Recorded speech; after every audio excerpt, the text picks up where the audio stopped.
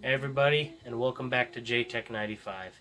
Today we're going to be taking a look at this Kaypro PC-30. Just a real brief overview. I don't know an awful lot about this machine other than it is a PC XT compatible. There's not really a lot of information online about this machine. You find more information on the early Kaypros from the late 70s, early 80s. Not so much the IBM PC compatibles. So yeah, this is going to be a little bit interesting for me because this is the first Kaypro machine I've ever dealt with, and it's actually the first XT class machine I've ever worked on. So yeah, let's get right to it. So first off, taking a look at the system from the outside, it's a pretty generic, straightforward looking IBM XT clone. Down here on the front panel we got a 360K 5¼ inch floppy drive on the top, that's drive A, and below it we've got a 720K 3½ inch drive, and that's drive B. As for the front panel of the machine, there's really not much to write home about. We've got a key lock there, we've got a power LED, and then the Kaypro badge. It says professional computer, and it does have a hard drive inside of it. Surprisingly, it still works. I had to format it and do a couple other things to get it working, including lubricating the stepper motor bearing and things like that, just to get it to work right. It was sticking pretty bad. But yeah, it's a 30 meg drive. We'll pop it open and see what the innards actually look like here in just a second. The keyboard is pretty generic as well, and again, it's kind of it's almost like an IBM Model M or maybe even a Model F clone. I lean more towards a Model F. Doesn't sound too bad. It's not a clicky keyboard, unfortunately, so yeah, there's that, but I mean, it feels nice. It's pretty rugged and durable, so I can't complain too much about the fact that it's not clicky, although I would prefer it, but that's okay. Over here on the back we can see the model numbers and different little bits of information about the machine, FCC ID number, voltage ratings, things like that. And here on the back we got the pretty generic AT-XT style keyboard connector, parallel and serial cable connectors. It's a CGA monitor here, but oh, what is this? Believe it or not, that red button is a reset button, and that switch below it toggles the system speed. See, on the main screen we can see here Kaypro Corporation dual speed CPU, ROM BIOS number, and the Phoenix BIOS version number. And now we've loaded into Norton Commander. Like I said, this is a XT compatible machine, but I know for a fact that the processor inside is an NEC V20.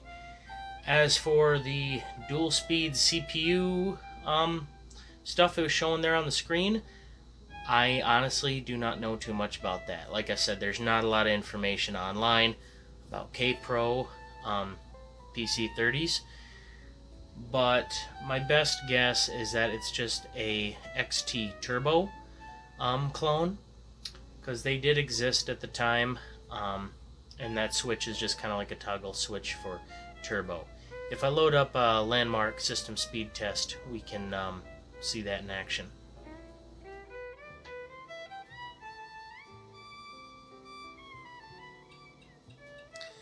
So see, in the setting it is right now, it's running at as a 5 MHz AT. Now if I hit the switch,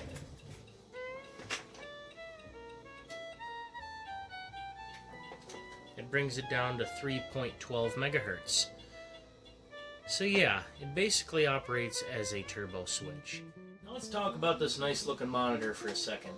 This is, I know it says it's a Samsung monitor, but just like a lot of PC manufacturers at the time, different computer companies would contract to other companies to build their monitors and other peripherals, and they would just slap their name on it. This is no exception. And actually, this monitor came with its original box when I got it in the Facebook marketplace listing. And actually, so did the computer. I was tickled pink when I saw this. I was like, wow! I thought it was just the machine, monitor, and keyboard, but it had both of the boxes as well. I was absolutely ecstatic. Now, if we look at the box for the monitor here, we see it says Samsung Data Display Unit, color. But if we look at this sticker here on the top of the box, it says here it was shipped from AMAX Applied Technologies Incorporated to Kaypro at 533 Stevens Avenue in Solana Beach, California. Now, the interesting thing about this monitor that I noticed is, well, since obviously it was made by Samsung, but given that it was sold with a Kaypro machine, why is there no Kaypro branding on it? Because if we look at this picture here on the left-hand side of a Kaypro branded monitor that would have probably come with a machine like this, we can see that they're actually just about identical, except for the brand name. So I don't know whether or not maybe somebody at the factory just forgot to take the Samsung brand off of it and then put Kaypro on there, or what happened. That's a question that I'm afraid will never be able to be answered. But it's kind of interesting to see the resemblance, though. I mean, pretty much the same monitor, just rebranded as Kaypro on most of them, except for this one for some reason. And if we look here at the box for the machine, we see the sticker right down here, Kaypro Corporation, made in USA. And up here in the corner, we see the label for the model of the machine, KPC-30. Let's shut down this machine really quick and take a look inside.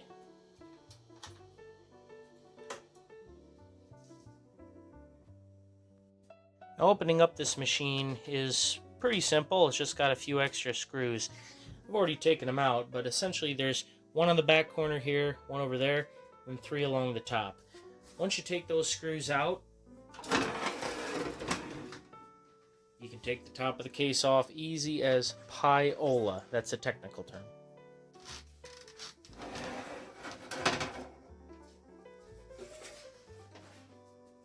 Here we go. Now let's take a look inside this bad boy. So inside this machine, it's pretty straightforward. It's a pretty plain board style setup. There's actually nothing on this motherboard for the most part. All the computer doodads and whatnot are on these 2 cards. Like you can see right here, we got the dip switches, and we got the BIOS chip right here, numbered 81-1537A. And on this card right here, we've got the floppy disk controller. Looks like the RAM right here. And here on the back of the card here, we can see the turbo switch, I guess I can just call it that, and the reset button. And right here we see the NEC V20 processor. No coprocessor. I thought about adding one in someday, but not too worried about it. And right here we got an MFM hard disk drive controller card, and behind it is the graphics card. I'll pop the card out so we can take a look at it a little bit better. In all honesty, it's a pretty generic card. I see here on the main chip what it looks like V or UDL. Not really sure about that. Got a jumper here for enabling and disabling the printer. So this is not just a CGA card. It looks like it's kind of an I/O card as well, or at the very least a parallel port card. If we look back here on the back of the hard drive, we can see it's a Fuji Electric Company model FK309-39R. This is a 35 megabyte hard drive roughly. Over here on the back side of the monitor, we've got a couple knobs here to adjust the horizontal centering, the width and height of the screen, and this little switch right here, sorry about the flash, that switch is to switch it between color and monochrome. The switch acts a little bit funny, so when you switch it, it doesn't always like to go back without wiggling it, so I'm sure there's something inside, but I'll switch it for you anyway, just to show what it does, and hopefully I can get it back to color. Right now it's in color mode. Switch it down. And it kind of is in green. There we go. Now you can see it. It's in good old monochrome green. And I switch it back up and hopefully it'll go back to color. Come on. There we go. Yeah, the switch, I don't know if it's just dirty or what, but it doesn't always like to go back and forth very nicely, so I just leave it on color because to me it looks better. It's easier on the eyes as well.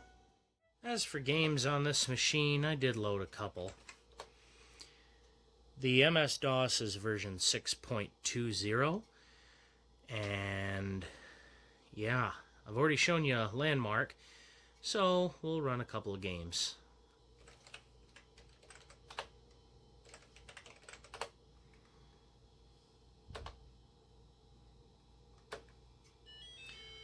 Of course, I got Pac-Mania, the Pac-Man clone on here, because I absolutely love Pac-Man, and this is honestly a really good clone of it.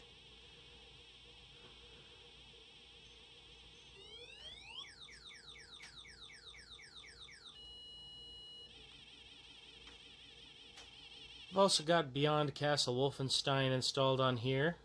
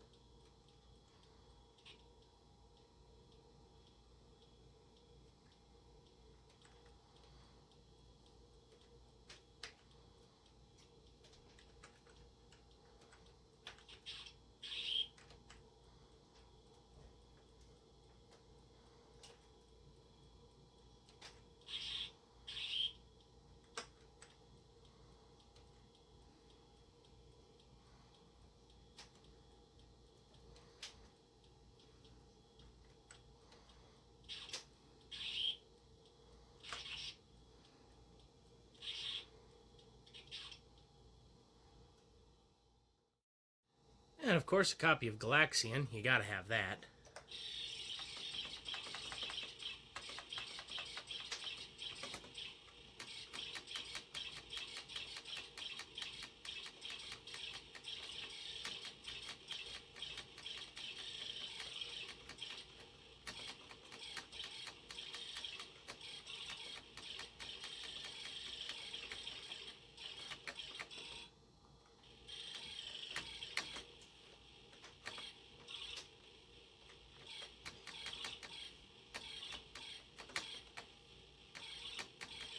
Now, it's kind of hard to do two things at once, but it seems like it's running a little bit fast. Not bad, just a little bit. Whoops.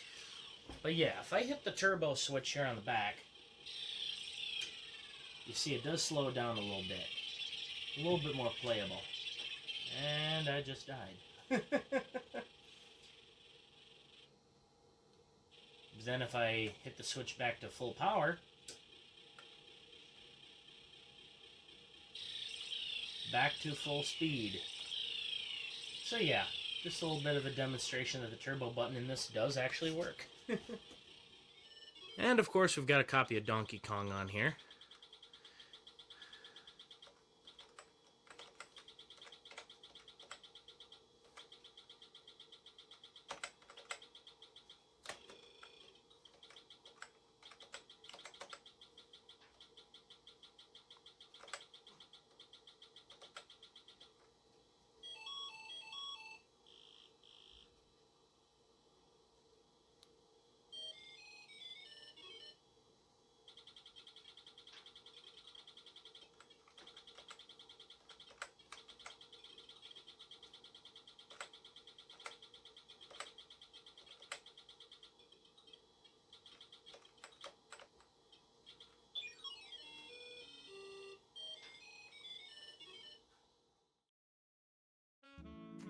So yeah, that's about it for the Kaypro PC-30.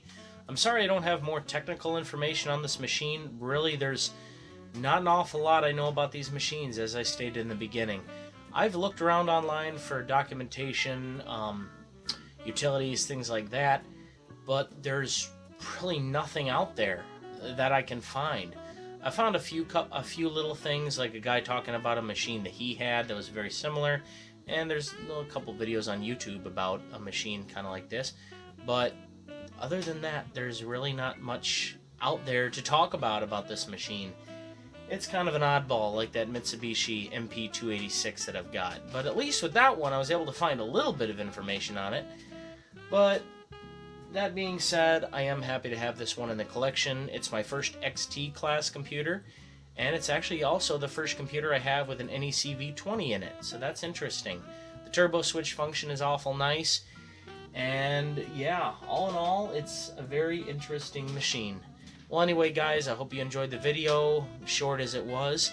Leave me a comment if you have any information on these Kaypro PC-30 machines, or if you've ever owned one before, or, you know, if you have any comments or questions about this machine, or anything else related to my channel. Go ahead and hit that subscribe button if you haven't done so already, if you like watching retro computer videos and stuff of that nature. And to all of you who have already subscribed, thank you guys so much, you're awesome. And if you liked what you saw in today's video, drop me a like and let me know what you thought of it in the comment section below. Well, anyway, guys, I hope to see you guys in the next one, and I'll catch y'all later. Bye-bye.